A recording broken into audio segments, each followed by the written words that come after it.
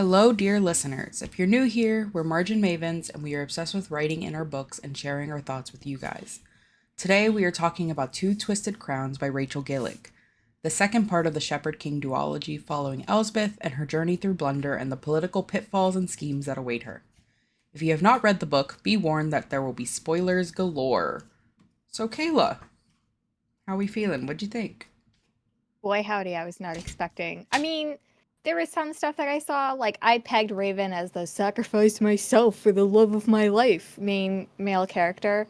Like, so when the Shepherd King discovered that, I was like, yeah, bro, did you think that that wasn't gonna happen? Like, I literally like called it. Like, what do you mean? Yeah. And and like, but like the end with Jesper saving Raven was like I don't know how to explain it, but it was just so good because throughout both books, the entire series, she's always like right behind you, always with you.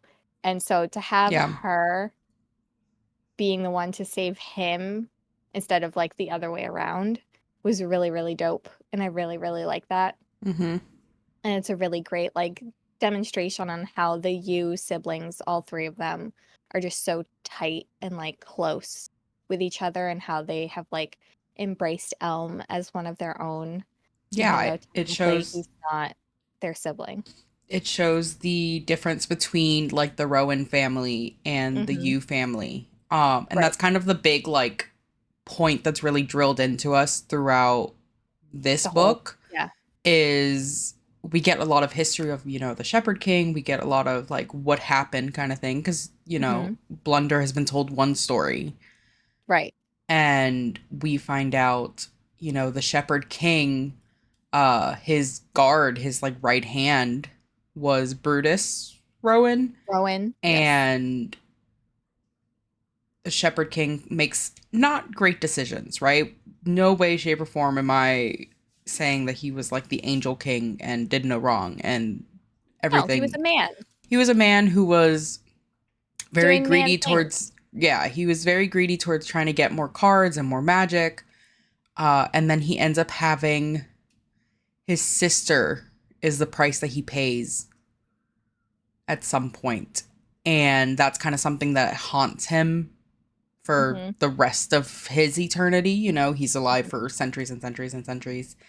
And that her death is kind of the Catalyst. catalyst, yeah, for the Rowan line kind of taking over because Brutus is like, it's your fault she's dead. Um, Because Brutus was married to her. Brutus was married to her. And so he comes in, wounds the Shepherd King, and then makes the call that his daughter needs to make sure that she dies because she can heal him. Hmm. And that's such a it like rocked me to my core a little bit how like cold and calculating that was. Yeah. Because there could have been ways to just like ensure she wouldn't, like she could have Hmm. just been like taken She was away. what, like maybe Little. 8, Yeah, she was little maybe. and like there were ways that she could have been taken out of that situation without it being death. Brutus took it very It far. it displays the Rowan line and their Yeah, of like that capability brute. and what they're Yeah. willing to do. And it shows the lack of care for even like what his wife would have wanted. Right. Because his wife obviously was the one that passed away, but we find out like spirits and stuff they linger, like they stay around. But because he's so hurt and fueled by his own feelings, he doesn't stop to think like those are still her family members that Right. he is slaughtering and stuff. And so that Right. really like painted the picture of what we can expect from a Rowan Rain and what we did come to expect from a Rowan Rain. I had a lot of feelings reading this one. I made sure to read this one before my school year started up because I knew that I would be really upset with myself if I kept getting like drawn away to it or drawn away from it. Something that I really liked, honestly, was kind of seeing more of the Shepherd King, seeing his own Motivations and motives. motivations and actions, and just like the way that he uh behaved, honestly, because Hmm. for when we're seeing it from Elsbeth's point of view, she describes him and everything, but obviously he's like in her mind, so we can't see a lot of the physical tells. Hmm. And seeing him be the one that's like on the surface, and I was very happy to see that I was kind of right about how he felt about Elsbeth, of like he cared about her. He was, trying to protect her to the best way that he could, but he still did have his motivations and end game. Right. Um I especially liked that he could have easily, when she became the one that was like pushed into the back of the mind and stuff, he could have easily just let her like wander and lose her mind. But he Hmm. was like, I'm gonna make sure that she's in this spot until she can kind of get acclimated and be okay with Right. it. Um, and once again, that just shows like a level of care that like the Rowans aren't known for. I also really liked seeing his interactions with Raven Yeah. and the things that Raven did, knowing that like he had no love for the Shepherd King, but it was still Elsbeth's body. So he Yep. was like, hey, like, don't do it too deep. I don't want any scars on her. Like all of these different things of like, you're the one running her body right now, but it's still her body. So we're going to treat it with Right. care. Right. And when the Shepherd King like cut her hair, I like that Raven's first like thing is probably like, oh, like he's doing that because he like doesn't care about Elsbeth, right? Right. And the Shepherd King is like, no, there was like blood and like it was matted and stuff. Like Yeah. everything that the Shepherd King did regarding Elsbeth, I like that everybody's immediate thought about it is like, oh, he's a jerk. Hmm. And then he kind of is like, oh no, I was like trying to protect her and like keep her semi decent. And even like Elsbeth calls him out and is like, you can't like put a little more effort in how we look. Like I look like a mess. And he was like, no, I do this so that like Raven, it's easier for him to distinguish that it's not you, Hmm. And I'm like, man, I love this guy. I loved him. I loved him. There's Yeah, he was all right. all right. Well, I really liked Elm and Ione. Ione. I really liked them and their relationship. I think I like that we got a lot of answers as to like why Ione she is the herself. way she Yeah. is, of I was Yeah. always curious What like why she happened? was constantly using the maiden card. Hmm. And then we learn It that wasn't her choice. it She wasn't her hasn't had a choice. choice Yeah. in this entire Yeah, and she, duology. she yeah, I also really loved we're kind of circling, but I also really loved her dad and Elspeth's dad coming in. And Hmm. once Elspeth's dad realizes that it was his brother or his Brother. brother-in-law, I'm not quite sure the relation, was the one that sold his daughter out, he like loses his mind a little bit and wants to like kick the living crap out of him. And I Yeah. respect him for it. I Yeah. respect him for it. Yeah. But yeah, Elm and Ione were so fun. They were so different from Raven and Elspeth. Yeah, Like, because they had their own clouds hanging over them. yeah, But more rivals to lovers, it felt like. yeah, whereas I think Elsbeth and Raven on the surface were supposed to be very like enemies to lovers, Yeah, but it was more but it, like fell but at first sight, yeah, like kind of thing. And fell at first punch whereas or like Ione whatever. and Elm, like Elm really has to like show her that he's not like the other Rowans, Yeah, like his brother. and he like makes a point of really making sure that like she's okay. The Hmm. scene that really gets me is when she finally gets the maiden card off and Yeah, she like sends him away, obviously because she's dealing with a lot of feelings all at once, but then he ends up coming back and just sits and just sits, outside and her then she door. lets him in, and then they just like spend the night together, is like really sweet. Mm. Because it shows that it wasn't about like Looks looks for him. or like the sexual intimacy or anything like that. It was just like they wanted to be there for each Right, other. right. Now let's talk about his brother. No, let's not say that we did. I've never hated a man more in my life. Yeah, I think he was like Brutus reincarnated. Yeah, he was the worst in the first book, but in the second book, he was worse than that, which is really saying something because he spends a decent amount of it like comatose.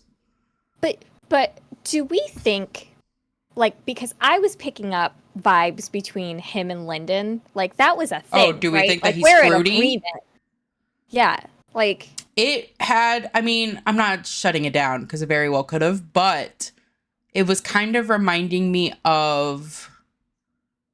Sorry to jump scare with the Harry Potter reference again, but kind of was reminding me of like Malfoy and like Crabbe.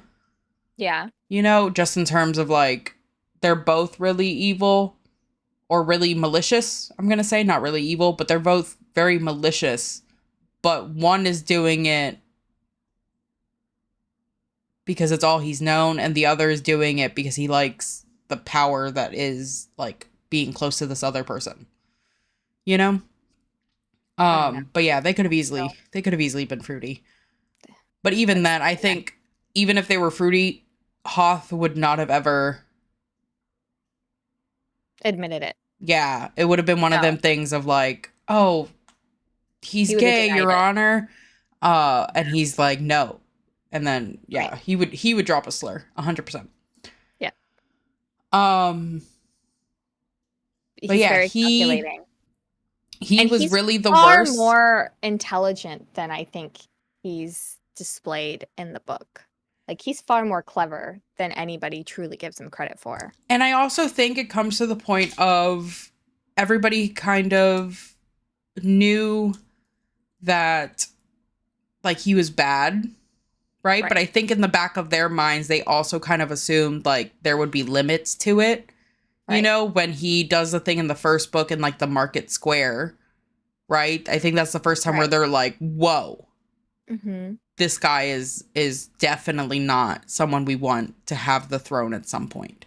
Right. And then in the second book, when he comes back and everything, though, listen, I do believe that he was as brazen as he was within this book, because for a majority of it, Ravyn is not around.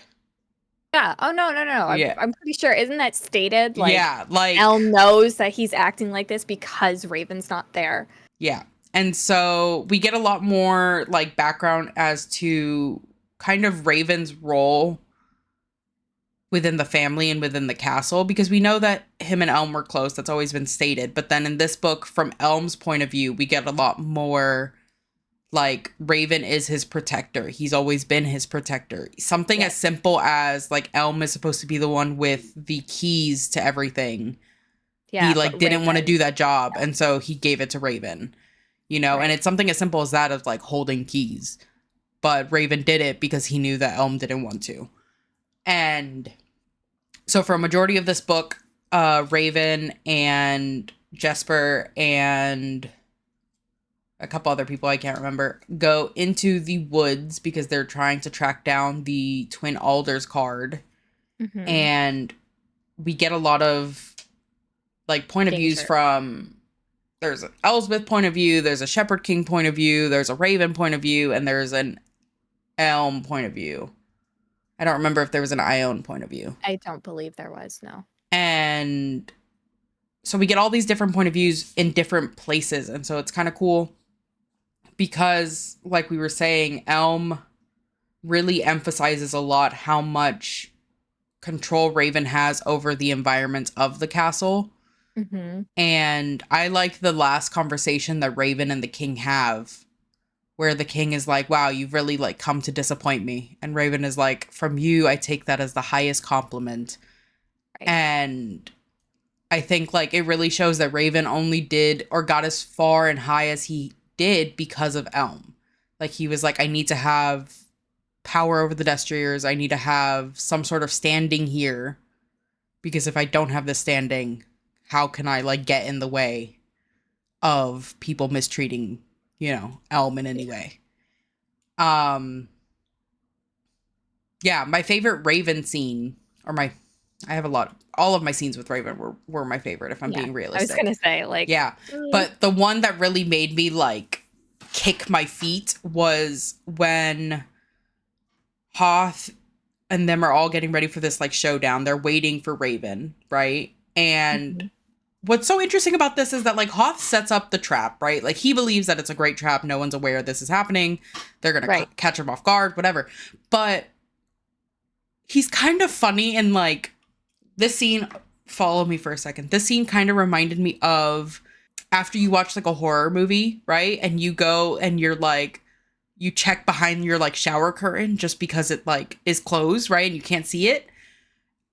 Hoth is checking behind the shower curtain, but then he still gets afraid when the person he's looking for shows up.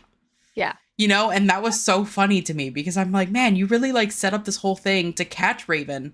Ravyn shows up, right? And I like Elm's description of like the one person that Hoth fears, and like now Ravyn is looking at him like he's prey. And I'm like, oh, it's gonna go down. Yeah. And then like all of the conversations with Ravyn and the Shepherd King and Elsbeth when Ravyn believes that he's dying. Yeah. Are so good. Because he's like, man, like I don't want her to hate me for this. And I'm like, dude, you're dying. Like, let's focus on yourself for a second.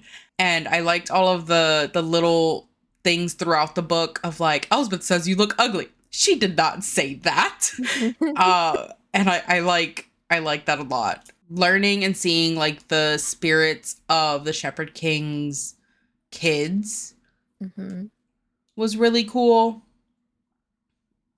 I mean, we talked about this off the podcast, but it really reminded me of Hocus Pocus with Thackeray Binks's sister. Yeah. And it like that parallel could not get out of my head, like she's just like there waiting for her dad to like be done with whatever. And he's never done with whatever because they've been waiting for centuries. And yeah, that was really painful. I think my favorite part was Elm and Ione being the ones to end Hoth and finish what this whole journey was about, and not just like with the cards, but with themselves, and like having the choice and being able to take back their agency. Yeah. They didn't have that. I think it made sense for them to be the ones to do it because obviously Hoth had like messed up a lot of people's lives, but like they were really like tormented by this person. And so it made sense for them to be the ones that like made him pay for especially since he killed Ione. Yeah. Not once. Twice. Like first one, he meant to do it, like he wanted her dead. Second one, he was testing how far the maiden card would heal. Yeah. Like, no, that guy sucked. Respect is a strong word, so it's not respect. But I liked what the king did when he realized that Hoth was betraying him. I liked that he knew, like, he wasn't going to be able to put up a fight because he was actively being poisoned and dying and stuff. And so he gave his... Yeah, so he gave Elm his scythe card. Because he was like, this is out of my hands now. And I think, like, in those last seconds, he really was like, oh, I was betting on the wrong horse. Yeah. Like, 100%. He thought he had Hoth, like, under his thumb, ready and willing to do whatever it was that the king deemed necessary. And it turns out Hoth had his own agenda. Yeah. And then, like, Ione and Elm getting married was super cute. I like that he was wearing clothing that, like, Ravyn was like, I'm pretty sure that's the same clothing that we used to, like, rob carriages in. Yeah. That was cool.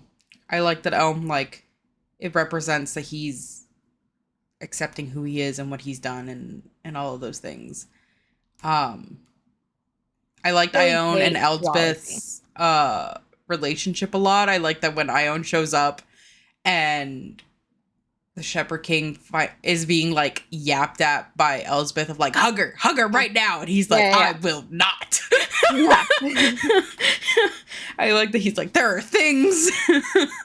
I will not do, and that is one of them. Yeah, their banter throughout this one was so much funnier, I think, because I think they were finally seeing each other Through each other's honestly. eyes. Yeah, they were seeing each other honestly of like, okay, he is not my enemy. He is Right. the reason that we are being kept alive right now. And Right. I liked within like the scene with the lake, right? Where after everything, and he's like talking to Elsbeth, but obviously he's talking out loud, and he's like, it's not my fault, they're terrible swimmers. Yeah. And it's just like the little things like that, because you know that Elsbeth is like wrecking him a new one in his brain. Absolute favorite was at the end where he finally tells Ravyn how to free Elsbeth. Yeah. And it was the fucking nightmare card. Just tear it. All break over it. Just break it. Just tear it. Just tear it in one piece. And Raven was like, "Are you kidding me?" Yeah. What?